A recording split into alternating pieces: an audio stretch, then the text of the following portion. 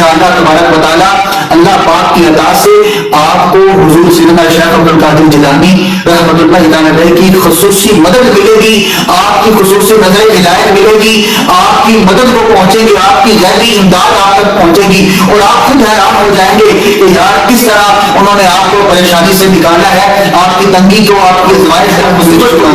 بسم اللہ الرحمن الرحیم۔ کے پاس بہت ہی پیارا وظیفہ لے کر آیا ہوں، ربیع الثانی ربیع الغوث کا بہت ہی پیارا وظیفہ ہے، کیونکہ یہ مہینہ حضور سیدنا شیخ عبد القادر جیلانی محبوب سبحانی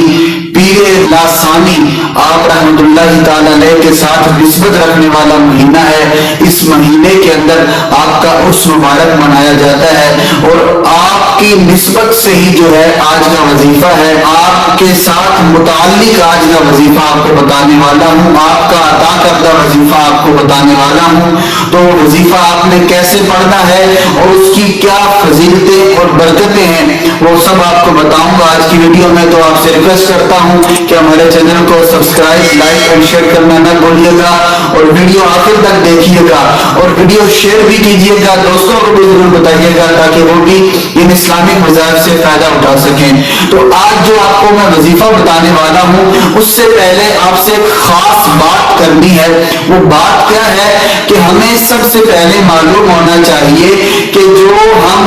اولیاء اللہ سے مدد مانگتے ہیں یا ہم کسی غیر اللہ سے مدد مانگتے ہیں، اس کے بارے میں دین اسلام ہماری کیا رہنمائی کرتا ہے، علماء کرام کیا فرماتے ہیں۔ تو دیکھیں، جو حقیقی مدد ہے نا،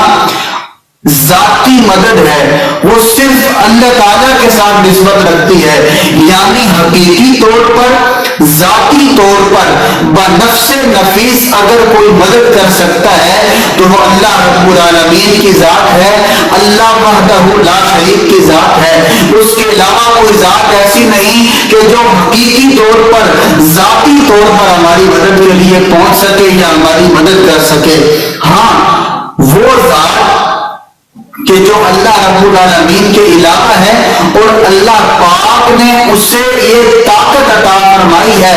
پاور عطا فرمائی ہے، اللہ پاک نے اسے یہ شان عطا فرمائی ہے کہ وہ دوسروں کی مدد کو پہنچ سکتا ہے۔ تو ہمارا یہ ماننا ہے کہ جسے اللہ رب العالمین یہ طاقت اور پاور عطا فرما دے تو وہ بھی امت کی مدد کے لیے آ سکتا ہے، جیسا کہ نبی کریم رؤوف الرحیم صلی اللہ تعالی علیہ وآلہ وسلم کا فرمانے علی شان ہے، جس کا مفہوم ہے کہ تم جب کسی جنگل کے اندر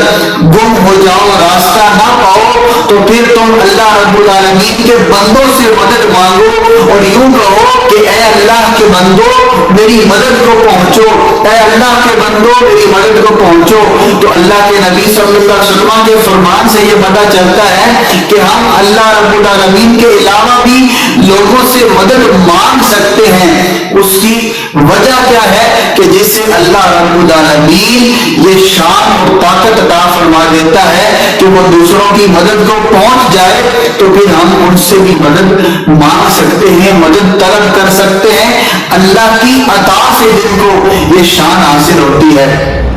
ہمارا یہ ماننا نہیں ہے کہ کوئی حقیقی طور پر، ذاتی طور پر ہماری مدد کر سکتا ہے۔ تو اسی طرح جو اولیاء اللہ ہوتے ہیں، اللہ رب العالمین کے نیک بندے ہوتے ہیں، وہ بھی ہماری مدد کو پہنچ سکتے ہیں جب اللہ رب العالمین انہیں یہ طاقت اور پاور عطا فرمائے، اللہ رب العالمین کی عطا سے وہ مدد کر سکتے ہیں۔ تو جو آج آپ کو وظیفہ بتانے والا ہوں، اس وظیفے کی برکت اور فضیلت یہ ہے، جو بندہ اس وظیفے کو پڑھنے لگ جاتا ہے تو وہ اللہ رب العالمین کے یہ خاص بزرگ، اللہ رب العالمین کے یہ برگزیدہ بندے حضور سیدنا شیخ عبد القادر جیلانی رحمۃ اللہ تعالی علیہ، آپ اللہ کی عطا سے اس بندے کی مدد کو پہنچتے ہیں، آپ کی مدد اس بندے کو حاصل ہو جاتی ہے جو یہ وظیفہ پڑھتا ہے، جو اس وظیفے کی کثرت کرنے لگ جاتا ہے، جو اس وظیفے کو کثرت سے پڑھنے لگ جاتا ہے، تو اسے حضور سیدنا شیخ عبد القادر جیلانی آپ غوث اعظم کی مدد اس بندے کو پہنچتی ہے، وہ اپنی غیبی امداد سے اس بندے کو سرفراز کر دیتے ہیں، اللہ کی عطا سے اس بندے کی مدد کو پہنچتے ہیں۔ تو یہ وظیفہ آپ نے پڑھنا کب ہے اور پڑھنا کیسے ہے؟ دیکھیں اس کے لیے کوئی وقت کی قید نہیں ہے، اس کے لیے کسی جگہ کی قید نہیں ہے، لیکن جب بھی کوئی آپ وظیفہ کرتے ہیں تو ہمیں تمام تر وظائف کا ادب اور لحاظ رکھتے ہوئے ہمیں ہمیشہ یہ خیال رکھنا چاہیے کہ ہمارا جسم پاک ہو، ہماری جس جگہ پہ ہم وظیفہ کر رہے ہیں وہ جگہ پاک ہو، ہم جس وظیفے کو پڑھ رہے ہیں ہماری توجہ، ہمارا دھیان اس وظیفے کی طرف ہو۔ ایسا نہیں کہ ہماری تسبیح بھی چل رہی ہو، ساتھ ہم لوگوں سے گفتگو بھی کر رہے ہوں، بات چیت بھی کر رہے ہوں اور ہمارا وضو بھی نہ ہو، اور اگر ہماری مائیں بہنیں یہ وظیفہ کر رہی ہوں تو ان کے سروں پر دوپٹہ بھی نہ ہو اور وہ جو ہے چلتے پھرتے یہ وظیفہ پڑھ رہی ہوں۔ تو یہ جب آپ کوئی بھی وظیفہ کرتے ہیں تو وظیفے کے دوران ان تمام تر آداب کو ملحوظ خاطر رکھا کریں، باوضو ہو جایا کریں،